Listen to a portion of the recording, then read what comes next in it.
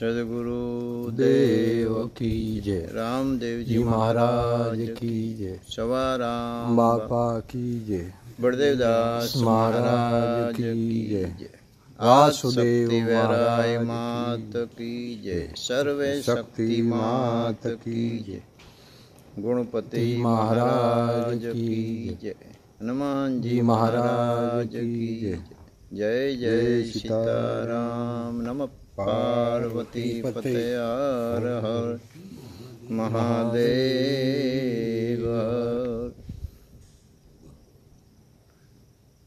આગળ ઉપર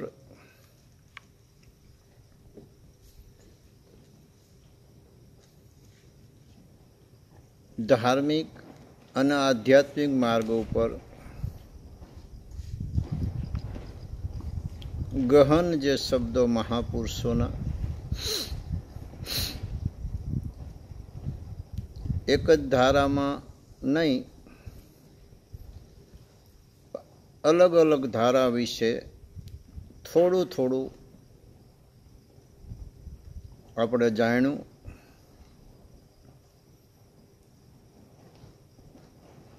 સવા ભગતની જગ્યા રામદેવ પીર મંદિર, પીપળી ધામ, સવારામ બાપાની ચેતનાની પરંપરાના જે કંઈ સતી સેવકગણ એના માટે થોડું આગળ વિચારીએ.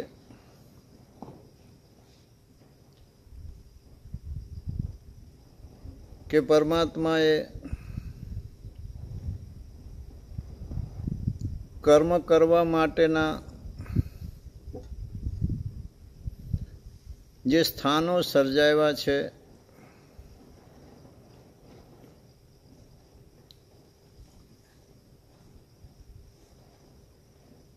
અનુભવી પુરુષોના સિદ્ધાંતે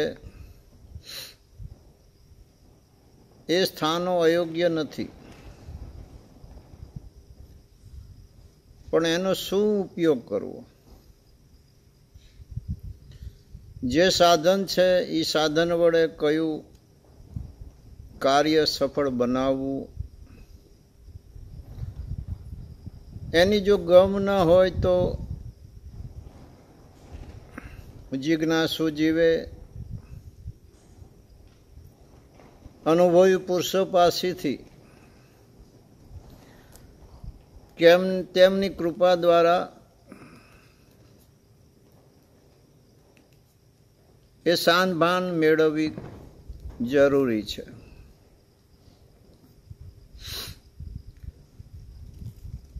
ભોગ પદાર્થની આશા, તૃષ્ણા, કામના કે ઈચ્છાની ભાવના દ્વારા કોઈ પણ ઉત્તમ પ્રકારનું કર્મ કરવામાં આવે તો કર્મ નિષ્ફળ જાય છે. આવા કર્મનું કોઈ ફળ મળતું નથી.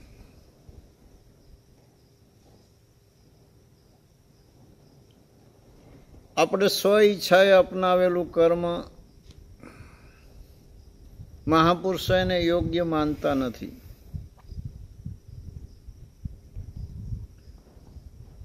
પણ સદગુરુએ ભેદ બતાવી જે કર્મનું માર્ગદર્શન આપ્યું હોય તે જ કર્મ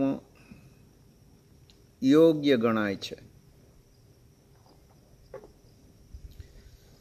જેને જે વસ્તુ પ્રાપ્ત કરવાની ઈચ્છા હોય તો તેની ચિત્તવૃત્તિ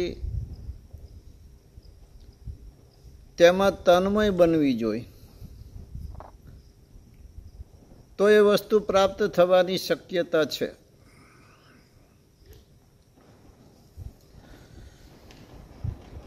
કર્મ, અકર્મ અને નિકર્મ. નિકર્મ કર્મની ગતિને સમજીને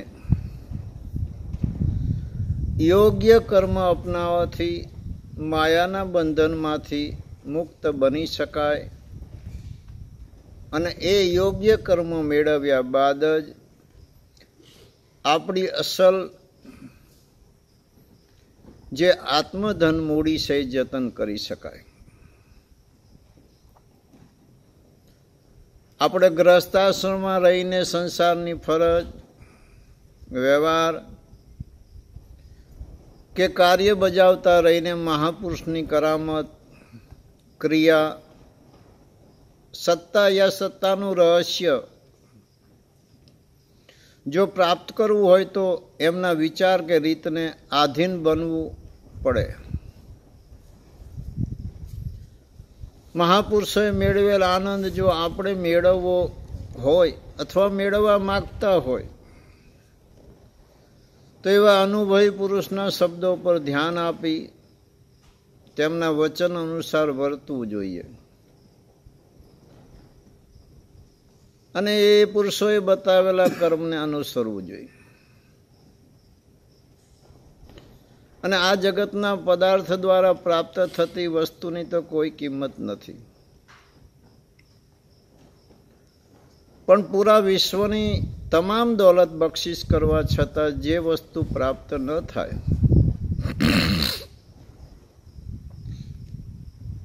તે વસ્તુ મૂલ્યવાન છે. આ વાત ખાસ વિચારવા જેવી છે. અને દેહાદિક વસ્તુથી આનંદ તો પ્રાપ્ત થાય પણ એક ક્ષણજીવી છે અને એ તો જ્યાં સુધી દેહ છે ત્યાં સુધી છે. જ્યારે દેહ નહીં હોય ત્યારે આનંદ કોના પાસે અને કેવી રીતે કરીશું? સ્વાર્થ રહિત કોઈ પણ કાર્ય તે ઈશ્વરને ગમતું કાર્ય કે કર્મ છે. હવે કમાણીમાં કચાશ રહેવાથી વસ્તુ પરિપૂર્ણ પરિપક્વ ન બને તો અખંડ સુખ પ્રાપ્ત થતું નથી. આપણે આ લોકમાં આવ્યા તે પહેલા પરમાત્માએ આપણા માટે બધું જ વિચારી રાખ્યું છે, પણ આપણે તેનો વિચાર કરતા નથી, એ સમજતા નથી. તેથી જ આ બધી ઉપાધિ છે.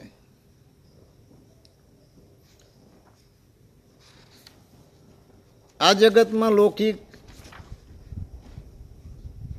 જે મજા છે એની કોઈ ખોટ કે ઉણપ નથી. અનંત યુગથી આ જીવ તે મજા કરતો આવ્યો છે, છતાં તેને કાયમી સંતોષ કે સાચો સંતોષ થતો નથી. જ્યાં જુઓ ત્યાં અસંતોષ જ દેખાય છે. તો સાચી મજા અને સંપૂર્ણ સંતોષ કંઈક અલગ હશે, એ જિજ્ઞાસુએ વિચારવું જરૂરી છે. આવા જે ઠપકા જે જ્ઞાનીએ આપ્યા હોય તે જ્ઞાનીને જ લાગુ થાય. કોઈ પણ હકીકત યોગીને દર્શાવી હોય તો એ યોગીને લાગુ થાય, બીજાને લાગુ ન થાય. આપણામાં જે ખામી કે કસર હોય એને લગતા શબ્દો આપણે પકડી લેવા જોઈએ.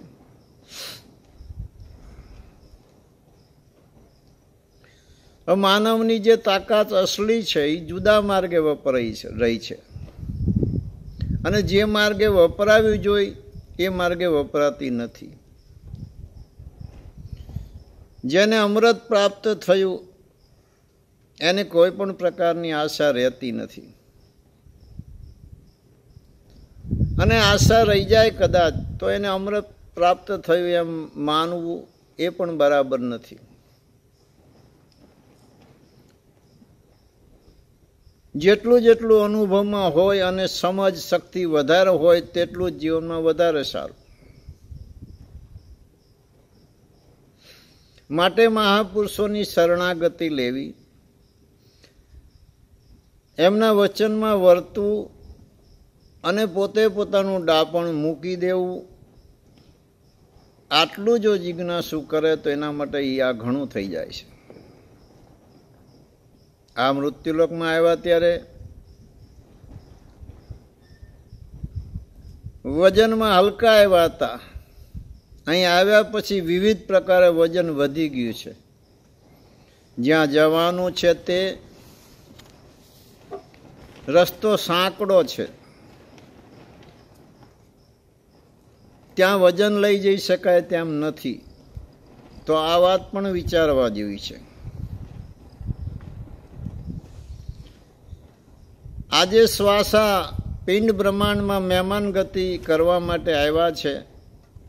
જ્યાં સુધી ભીતર સતનું બળ છે ત્યાં સુધી શ્વાસા ચાલશે.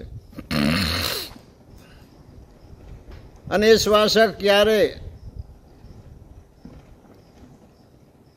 છૂટી જશે યા રખડતા મૂકીને ગાયબ થઈ જશે એનું કંઈ નક્કી નહીં.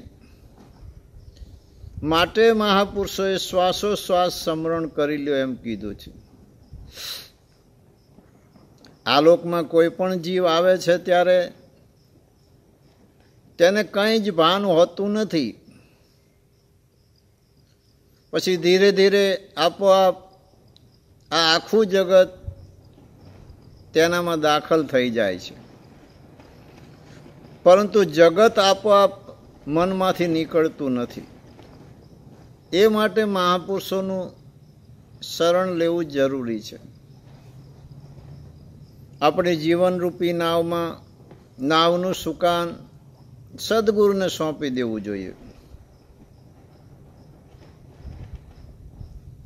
તેઓ જે રીતે નાવને હંકારે એમાં આપણે આનાકાની નહીં કરવી જોઈએ.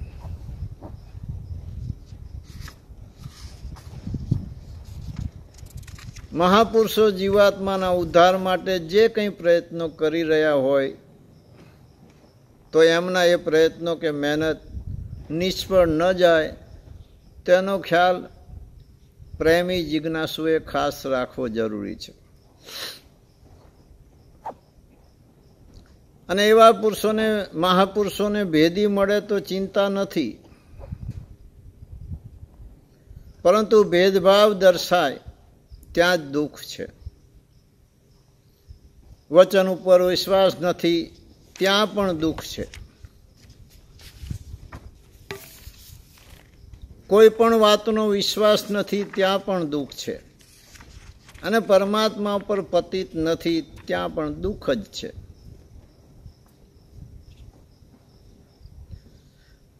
ગુરુ શિષ્યની એકતા એ બરાબર કે યોગ્ય એકતા કહેવાય. અને એવી એકતા થયા પછી યુગો સુધી એમાં બીજું બનવાની શક્યતા નથી. સેવક સ્વામીનો નાતો એ પણ એવો જ છે. પતિવ્રતા ધર્મ એટલે પતિ પત્નીનો નાતો પણ એવો જ છે. અંતિમ સમય સુધીના નાતા આ બધા નક્કર નાતા દિલના દસ્તાવેજ છે. અને આત્માની એકતા શબ્દથી ના થાય, મહેનત કરવાથી જ થાય. તનતોડ મહેનત કરવી પડે છે. શબ્દથી એકતા થાય તે કૃત્રિમ અવસ્થા જેવી થાય છે. મહેનતથી, રીતથી અને રહેણીકરણીથી જે એકતા થાય એ બરાબર છે.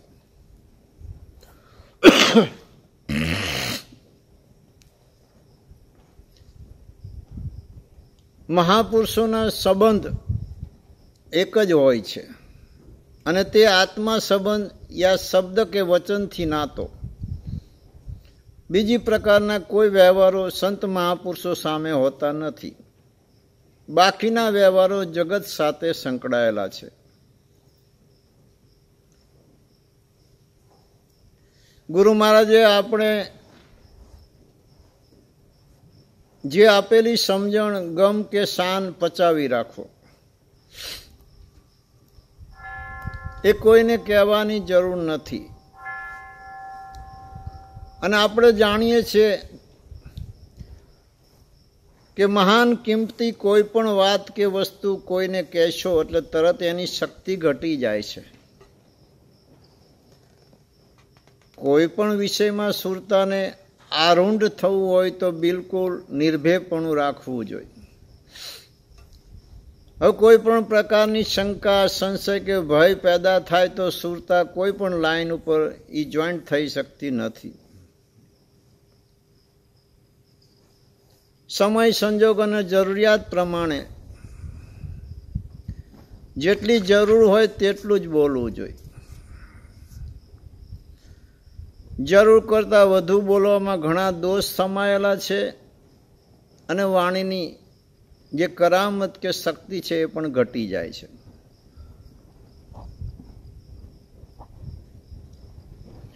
છળ કપટ અને ખટપટ આ 9 અક્ષર અલંકાર વિનાના નાગા છે. એને સમજીને બાદ કરવા જેવા છે. સતયુગથી અત્યાર સુધી મહાપુરુષોએ જે બોધ આપ્યો, આમ જુઓ તો પુરુષોને જ આપ્યો છે. કોઈ જગ્યાએ સ્ત્રીને બોધ આપ્યો નથી.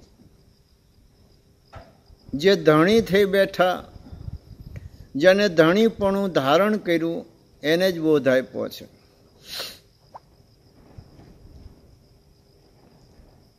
અને પોતે સાચા બને, સાચ બને તો જ સામે સાચ આવે છે. પોતે જ્યાં સુધી સાચ ન બને ત્યાં સુધી સાચ આવતું નથી. મહાપુરુષો જે ઘાટેથી ગયા એ ઘાટ હાથ આવી જાય તો પણ કામ પતી જાય તેમ નથી. જે માર્ગેથી આવ્યા તે માર્ગે જવાય તેમ નથી. જવાનો પરવાનો તે માર્ગેથી મેળવાય તેવું છે. આ વાત દુર્લભ છે, પણ સદગુરુ કૃપા દ્વારા સુલભ પણ છે.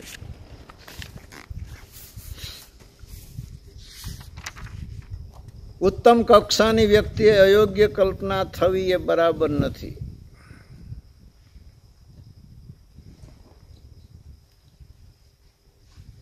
સંકલ્પથી કર્મ એ ઉત્તમ કક્ષાની વ્યક્તિ માટે અધમ છે. ભીતર જ્યોત જાગે નહીં ત્યાં સુધી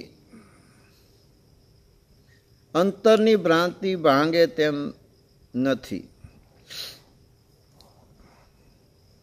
અને ભાંગવાની શક્યતા પણ નથી. આપણું પોતાનું કુટુંબ કે કામ, ક્રોધ, લોભ, મોહ, આશા, તૃષ્ણા, મારું, તારું, ઈર્ષા, દ્વેષ આપણું પોતાનું જ કુટુંબ છે. અને મનુષ્ય જીવનનું પતન આ કુટુંબ જ કરે છે. આપણી રચેલી માયાજાળ આપણને ખૂબ નડતરરૂપ થાય છે. બીજાની જાળ આપણને નડતરરૂપ થાય તેમ નથી. અને પરમાત્માની પ્રાપ્તિ માટે બધાએ પ્રયત્નો કરવા પડ્યા છે. જે વસ્તુ આપણી પાસે છે તેને ભૂલીને બહાર ભટકવાથી આપણને કંઈ જ પ્રાપ્ત થવાનું નથી. અને જે દૂર છે તે નજીક ગોતવાથી પ્રાપ્ત થવાની નથી. છળ કપટ અને પ્રપંચ ભરેલા દેહદેવળમાં નકલંગ એટલે કે કલંક રહિત પુરુષ સદગુરુ યા અનાથોનો નાથ બિરાજમાન થાય એ શક્ય નથી. કામ, ક્રોધ, લોભ અને મોહને જેમણે ઈશ્વરી માર્ગે વાળ્યા તે અવશ્ય તેમાં સફળતા મેળવી ગયા છે. કામી પુરુષો, હરામી પુરુષો અને વ્યભિચારી પુરુષો પતંગિયા જેવા છે. એમનાથી પ્રીત ન કરવી. જિજ્ઞાસુએ પોતપોતાની રીતમાં પોતાની ઈચ્છા મુજબ પોતાને યોગ્ય લાગે તે વર્તમાન કરવું એ પણ બરાબર નથી.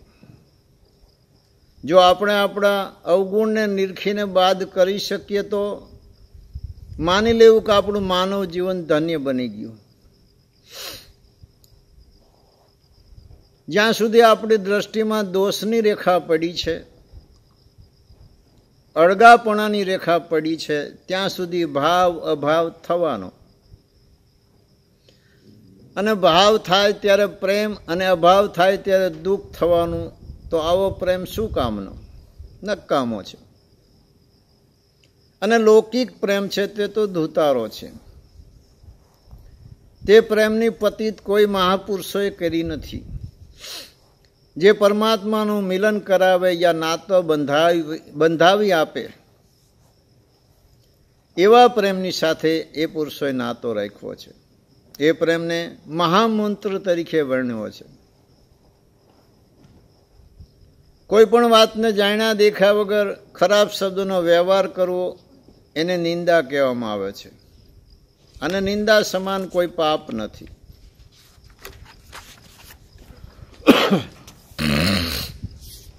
કોઈ પણ પુરુષના યા વ્યક્તિના દોષ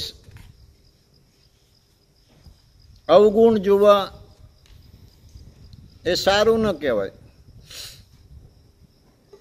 ખૂબ વિચારીને સમજણથી એ વાત અડગી કરી દેવી તો જ એકબીજા ઉપર પ્રીતિ અને ભાવ ઉત્પન્ન થાય છે. આ સંસાર આખો સંસાર સાગર સમાન છે. એ સાગરમાં ભવસાગર છે અને આ ભવસાગરમાં દરેક જીવાત્માઓ રચા પચા રહે છે, ઓતપ્રોત થઈ પડ્યા રહે છે. આ સંસારમાંથી મહાપુરુષના સંગ વિના કોઈ પણ વ્યક્તિ બહાર નીકળી શકી નથી. અનંત બ્રહ્માંડમાં સેકન્ડે સેકન્ડે વાતને જાણવાવાળા સ્વચેતન મહાપુરુષોમાંથી કોઈ પણ વાત આપણે છુપાવવા માગીએ તો એ છુપાવી શકાય તેમ નથી.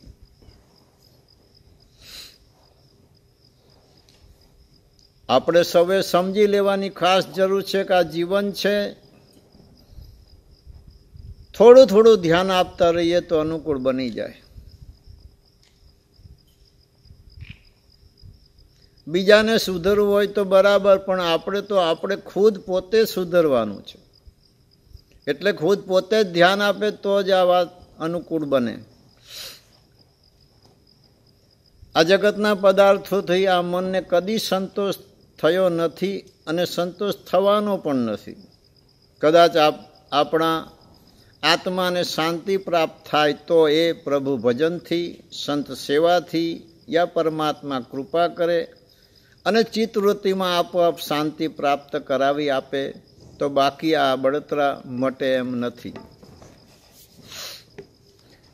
આપણી ગુરુ મહારાજના ચરણ કમળમાં એવી પ્રાર્થના હોવી જોઈએ કે હે સદગુરુ દાતાર, આપ દયાળુ છો, અમારા અનેક અપરાધ અનંત અવગુણ ક્ષમા કરશો અને અમારા ઉપર દયા કરશો, કે જેથી આ આત્માને હરેક પ્રકારની અશાંતિ છે તેમાં આપના શરણે શાંતિ પ્રાપ્ત થાય.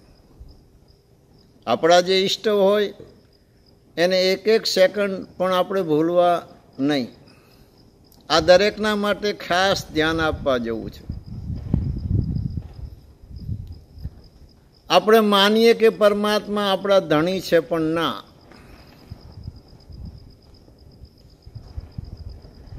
આપણે ક્યાં એવું યોગ્ય કંઈ કર્યું છે કે જેથી આપણા ધણી થાય? આપણે એમને ગમે ત્યારે આપણને ઘરમાં રાખે, બાકી તો એ વાત આપણી સાંભળે ન પણ.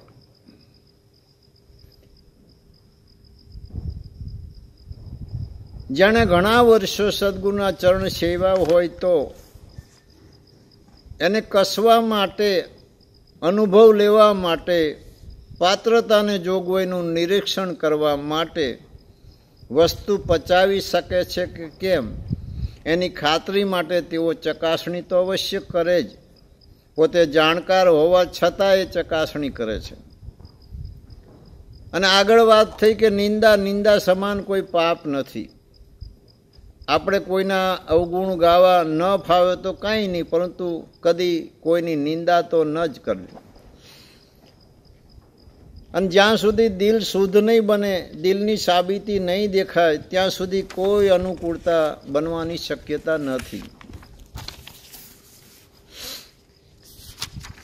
બીજું એક ખાસ ધ્યાન રાખવા જેવું છે કે જેને ગુરુ મહારાજની કૃપા થઈ હોય, જેને અમુક પ્રકારની શાનભાન મળી હોય, જે યોગ્ય રસ્તે ચાલતા હોય અને એની સામે જગતના કોઈ પણ માનવી કોઈ પણ પ્રકારનો યોગ્ય કે અયોગ્ય શબ્દનો વ્યવહાર કરે તો તે સાંભળીને અમલ કરવાની કોઈ જરૂર નથી. આપણા વિચાર યા વર્તમાનમાં નીતિ, ધર્મ, કર્મ, આચાર, વિચાર આવી કોઈ બાબત નથી તો આપણે એનો અમલ શું કરી શકવાના? એની મર્યાદાનું પાલન પણ કેવી રીતે કરશું? અને આફત, આવરણ, સંકટો એ તો જીવનભર અવારનવાર આવી જ જવાના. હવે એના સામે નજર રાખશો તો કંઈ જ કરી શકવાના નથી. આંખું વીંચીને આંધળિયા કરીને કંઈ પણ કાર્ય કરી શકો તો જ મેળ આવે. સારો સમય આવે અને આપણે કાર્ય બનાવશું એમ વિચારો તો કંઈ બનવાની શક્યતા નથી. પોતાની અસલી સ્થિતિને મેળવવા માટે જે રહેણીકરણી રીત યા વર્તમાનની જરૂર હોય તે પ્રમાણે આચરણમાં મુકાય તો જ વસ્તુની પ્રાપ્તિ થાય છે. એ વિના કોઈ વસ્તુ પ્રાપ્ત થવાની નથી. વિશ્વમાં સંત, સાધુ, ફકીર યા કોઈ પણ ભેખધારી આપણા માટે પૂજનીય છે. કોઈના અવગુણ જોયા સિવાય એમને આપણાથી અધિક માની સેવા કરી કૃતાર્થ બનવું એ આપણું પરમ કર્તવ્ય છે. જે સદગુરુના બાળક બને છે તેને કોઈ વસ્તુ આવરણરૂપ કે નડતરૂપ બનવાની જોગવાઈ જ નથી. પોતાની કરેલી કમાણી પોતાને જ ભોગવવાની છે. બીજા કોઈની કમાણી આપણા કંઈ જ કામમાં આવવાની નથી. જ્યાં સુધી ગુરુગમ પ્રાપ્ત ન થાય ત્યાં સુધી એ લક્ષ્ય, અનુભવ કે આનંદ પ્રાપ્ત થવાની શક્યતા નથી. એમાં મનુષ્યને થતો ક્રોધ એ તો બહુ ખરાબ વાત છે. ક્રોધ ઘણા સારા વિચારને એક સેકન્ડમાં નાશ કરી નાખે છે. ઉત્તમ કર્મ પણ એક સેકન્ડમાં નાશ થઈ જાય છે. આથી જ્ઞાની, ભજની અગર સમજુ પુરુષે ક્રોધ કરવો વ્યાજબી નથી.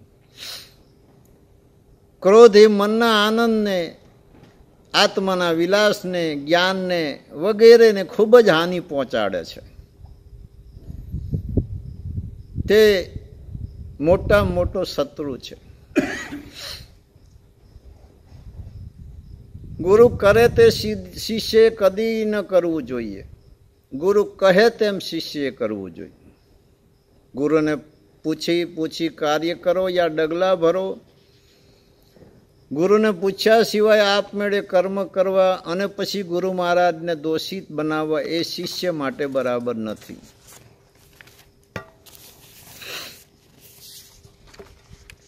નીતિ, ધર્મ અને ન્યાય ત્રણમાંથી કોઈ પણ એક વાત કોઈ પણ જીવાત્મા પાસેથી આઘી પાછી થઈ જાય ત્યારે એ જીવાત્માનું પતન થાય છે. જેમ બને તેમ રહેણી કરણી, વાચા, વાણી, વર્તન વગેરેમાં ખૂબ સુધારો લાવો. ભીતર બગાડ રાખશો તો એ બગાડ પોતાને જ નડશે, બીજાને નડતરૂપ થાય તેમ નથી. જેમણે ચિત્ત એકાગ્ર બનાવ્યું, ઇન્દ્રિયો પર કાબુ મેળવ્યો, બાહ્યિક મુખ વર્તીને વાયરી, મનને સ્થિર કરી, સંકલ્પ વિકલ્પને સમાવી, હું મારેથી હાથ ઉઠાવી, નામની સાથે નાતો લગાવી જે એકાકાર બન્યા તે સીધે સીધા પોતાના મૂળ વતનમાં પહોંચ્યા છે. સદગુરુનું દિલ આપણને જોઈને ખુશ થાય એવું આપણું વર્તન, રહેણી કરણી અને પરિવર્તન હોવું જોઈએ, જેથી એમને આપોઆપ આપણા પર કરુણા ઉત્પન્ન થાય. આપણે આપણી સંભાળ રાખવાની છે. જગતના લોકો શું કરે તે વિચારવાની આપણે જરૂર નથી. પોતાના મૂળ વતનમાં જવાની ઈચ્છા ધરાવનારે તેને યોગ્ય આચરણ, પરિવર્તન, રીત અમલમાં મૂકવી જોઈએ. સદગુરુને તન મન ધન સોંપ્યા પછી જે કોઈ પોતાના માથે ભાર રાખે છે તે તો મૂર્ખ છે. કોઈ પણ વસ્તુ સમર્પણ કર્યા પછી એ વસ્તુની માલિકી આપણાથી ધારણ ન કરી શકાય. આપણે ધર્મના માર્ગે ખરા, પરંતુ મતિ અનુસાર, ગતિ અનુસાર નહીં. ગતિ અનુસાર એટલે કે મહાપુરુષો જે કહી ગયા હોય યા તો કહેવા માગે છે તે રીત પ્રમાણે હોય એને ગતિ અનુસાર કહેવાય. બુદ્ધિ અનુસાર જો લક્ષ્યમાં હોય તો મતિ અનુસાર કહેવાય, અને એમાં ભૂલ થવાની શક્યતા નથી.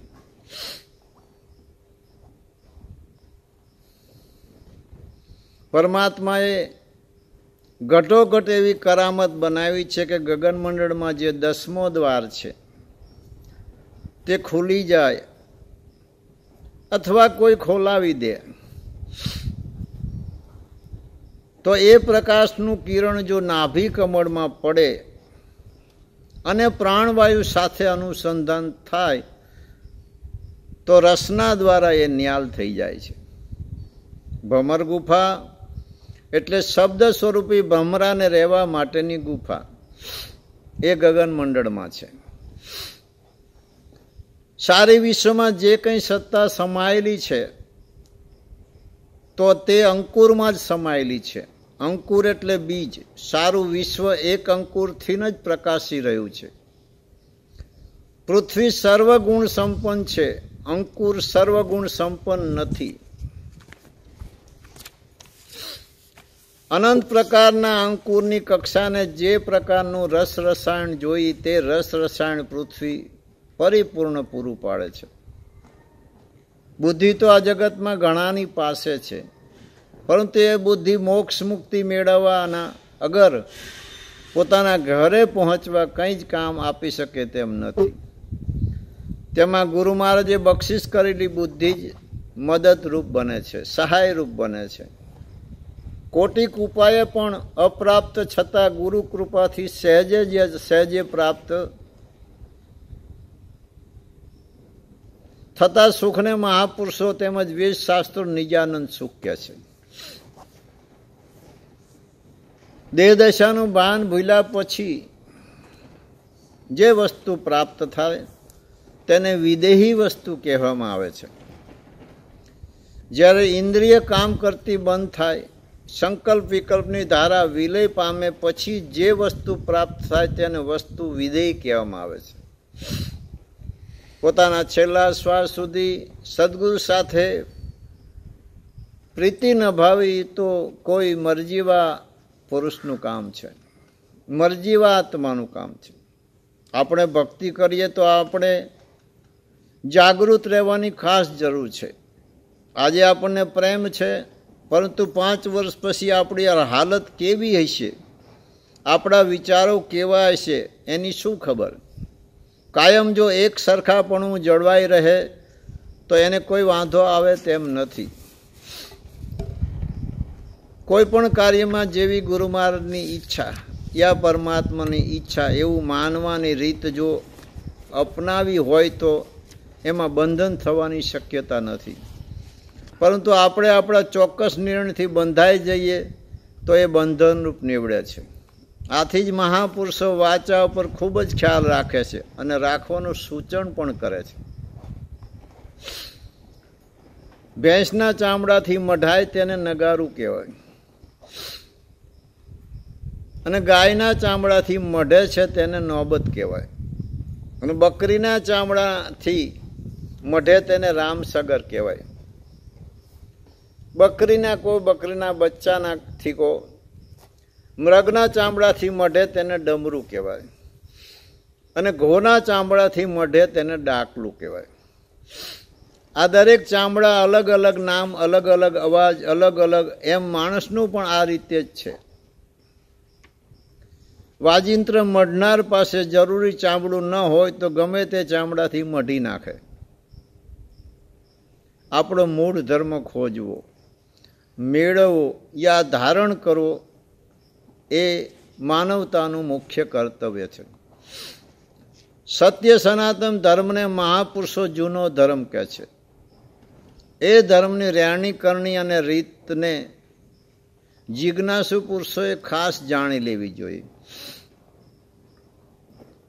રહેણી એટલે ધર્મને હાનિ ન પહોંચે એ રીતનું વર્તન, અને કરણી એટલે કે જે કર્મ કરવાથી કર્મ ન લાગે અને ધર્મનું જતન થઈ શકે તેવું કાર્ય. રહેણી કરણીને રીત. રીત એટલે નિસ્વાર્થપણે સર્વ સંતો ભક્તો સાથે હળી મળીને રહેવું. જિજ્ઞાસુ અને મુમુક્ષે આ રહેણી કરણી અને રીતને અનુસરીને સત્ય સનાતન ધર્મને પંથે ચાલવું જોઈએ. જે સાગરમાંથી અક્ષરો ઉત્પન્ન થાય છે તે અક્ષર સાગર એ સાચો ભંડાર છે. ખાણીમાંથી અક્ષર હરદમ નીકળ્યા જ કરે, તે અક્ષરનું જ્યાં મૂળ, જ્યાં ભેદ છે ત્યાં પ્રકાશ છે. પારસમણી પથ્થર સાથે ટકરાય અને ટક્કર લે એટલે એની ઝવેરત ઘટી જાય છે. અને ધામ એટલે કે દેવી દેવતાઓ અને ચેતન પુરુષોનો મેળાવડો હોય તે સ્થળ. મંદિરો તો ગામો ગામ હોઈ શકે, પણ ધામ બધે ઠેકાણા ન હોઈ શકે. આ જગતના જીવાત્માઓએ મહાપુરુષોને ફૂલડે પણ વધાવ્યા છે અને નિંદા અપમાન અને ખૂબ પરેશાન પણ કર્યા છે. આથી કોઈ મહાપુરુષોએ આ જગતનો વિશ્વાસ કર્યો નથી. પોતાને કોઈ પણ વસ્તુ યા પદાર્થ ઉપર નફરત આવે એમાં ફરક, અને મહાપુરુષો કોઈ પણ રીતે નફરત લવરાવે એમાં ફરક. પોતાને વ્રેહ જાગે એમાં ફરક, અને કોઈ પણ કોશિશ કરીને વ્રેહ જગાડે એમાં પણ ફરક. પછી પોતાને આપોઆપ પ્રેમ જાગે એમાં, અને કોઈ પણ કારણસર પ્રેમ જાગે એમાં પણ ફરક હોય છે. આ બધી વસ્તુમાં જે પ્રથમ તે અસલ અને બીજી તે નકલ. જે અસલ છે તે અસલ જેવું કામ કરી આપે, અને નકલ છે તો નકલ જેવું કામ કરી આપે. કોઈ પણ વસ્તુ કોઈ પણ માણસ પાસેથી છોડાવી હોય તો તે વસ્તુના અવગુણ ગાવાની શરૂઆત કરી દેવી પડે. ઘણા અવગુણ ગાવાથી તે વ્યક્તિને તે વસ્તુ પર કંટાળો આવે છે અને છેવટે છોડી દે છે. એમ સંત પુરુષોનો ધ્યેય પણ આવો જ છે. જીવાત્માને મારાપણું છોડાવવા માટે અને એની વૃત્તિને બધેથી છોડાવી ઈશ્વરી વળાંક લેવડાવવા માટે વાણી અને ગ્રંથો દ્વારા સંદેશો આપતા હોય છે અને આપ્યા છે. કોઈ પણ જીવાત્માને દરેક પ્રકારની વ્યાધિમાંથી મુક્તિ આપવી, યા કોઈ પણ સમયે મુસીબતથી છોડાવો, યા હરેક પ્રકારના દુઃખમાંથી મુક્તિ આપવી એ કર્તા પુરુષ સિવાય બીજું કોઈનું કામ નથી. કર્તા પુરુષની કૃપા હોય એટલે માની લેવું કે જે જેને કરવું હોય તે થઈ શકે. જ્યારે મનુષ્યને કંઈ અલૌકિક ઈશ્વરી અનુભવ થાય ત્યારે એની ભીતરથી પુષ્પ ઝરતા હોય એવા શબ્દો જીભાનમાંથી નીકળવાની શરૂઆત થાય છે.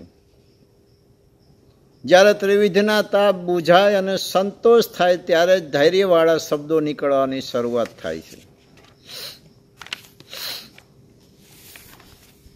કોઈ પણ વસ્તુ બનાવવી હોય ત્યારે એને અનુરૂપ હરેક સાધનની જરૂર પડે, પરંતુ વસ્તુ બની ગયા પછી આ સાધનો નકામા બની જાય છે. એવી જ રીતે સ્વરૂપની પ્રાપ્તિ માટે, પોતાનો આનંદ પ્રાપ્ત કરવા માટે એને યોગ્ય હરેક સાધનની જરૂર દેખાય, પરંતુ કાર્ય પરિપૂર્ણ બને પછી એ બધા સાધનો નકામા છે. પછી કોઈ પણ કર્મ કરવાની જરૂર નહીં, અને કર્મ કરવું પડે યા કરે તો એ મર્યાદાનું પાલન કરવા માટે જ. મહાન પુરુષોનું એવું માનવું છે કે ઈશ્વરી માર્ગે ચાલતા જેટલી વધારે આફત, મુસીબત, આવરણ કે સંકટો આવે અને જેટલી વધારે કાર્યવાહીમાંથી પસાર થવાય એટલું ભીતરનું પ્રકાશિતપણું વધે છે. ભીતરી આનંદના અનુભવ વિના મુસીબતોના આવરણ સહન કરી શકાય તેમ નથી. કારણ અને કાર્યથી આ જગત બંધાણું છે. કારણ જ્યારે ઊભું થયું અને કાર્ય બન્યું ત્યારે જ આ જગત બંધાણું. કારણ કાર્યના નિમિત્તથી આ જગતમાં કાર્યવાહી ચાલી રહી છે. સત્ય શબ્દની સત્તાથી જ બધું ટકેલું છે. સત્ય શબ્દના આધારે જ આકાશ, પૃથ્વી અને 21 બ્રહ્માંડ સહિત બધી રચના ટકેલી છે. સત્ય વસ્તુ કોઈનાથી છુપાવી છૂપે તેમ નથી. ગમે ત્યારે એવો સમય આવે ત્યારે આપોઆપ હરેક પુરુષોને એની માહિતી મળે છે અને નક્કી થાય છે કે હવે આ સમય બરાબર આવ્યો. મહાપુરુષ દ્વારા રચાયેલા ગ્રંથના શબ્દો, વચનો અમૃત રસ સમાન છે. એ શબ્દનું કોઈ પણ યથાર્થપણે જીવનને પાન કરશે તો તેની તૃષા અવશ્ય બુઝશે અને માયાના તાપમાંથી મુક્તિ મેળવશે.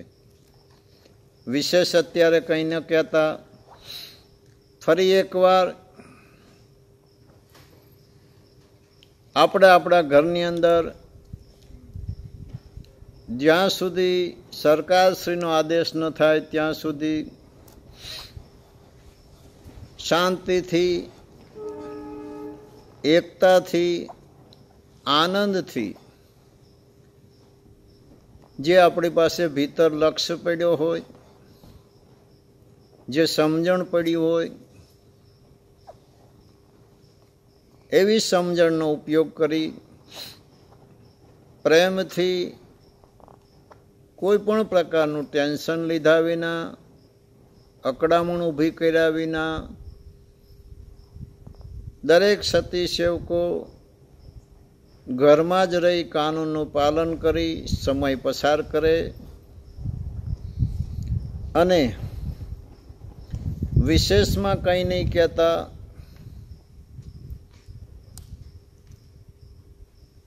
શ્રી રામદેવ પીર મહારાજ, શ્રી રામદેવ પીર બાપાના ચરણોમાં